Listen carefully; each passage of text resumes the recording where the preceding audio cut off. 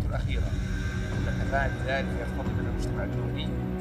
اتخاذ موقفا مسؤولا لتوفير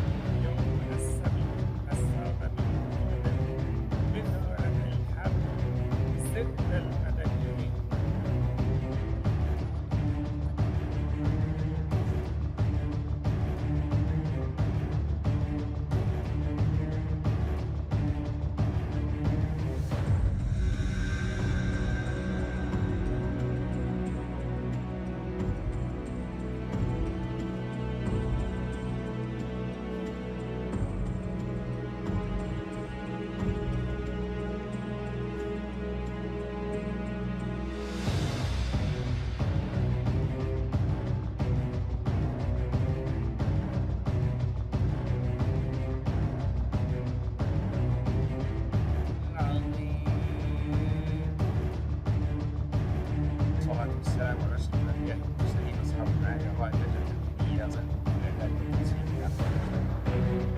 الإخوة الكرام، يأتي اجتماعنا ولقد بينا التطورات الكلمة الأخيرة أن تفادي ذلك يقتضي من المجتمع الدولي اتخاذ موقفا مسؤولا لتوفير حماية المدنيين المسلمين وضرورة الالتزام بالقانون الدولي والإنساني